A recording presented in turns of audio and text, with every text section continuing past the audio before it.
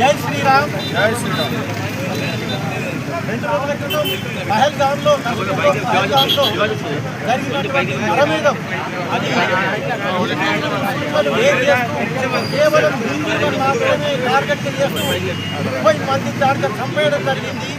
అది ఉగ్రవాదం యొక్క భారతదేశంలో కొంతమంది వాళ్ళ సపోర్ట్గా మాట్లాడుతున్నారు కాబట్టి వాళ్ళు కూడా నరమేధాన్ని పాల్పడుతున్నారు.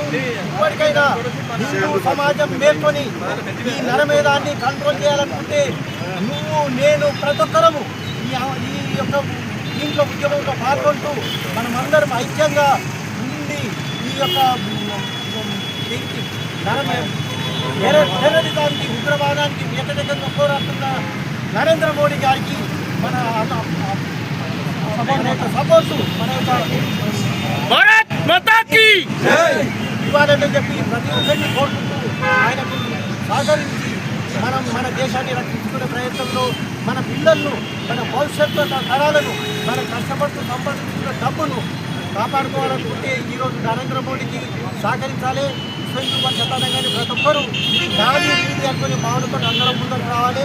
అట్లా కాకుండా నిద్రావస్థలో ఉంటే జరుగుతున్న పరిణామాలు ఏవైతున్నాయో మెల్లమెల్లగా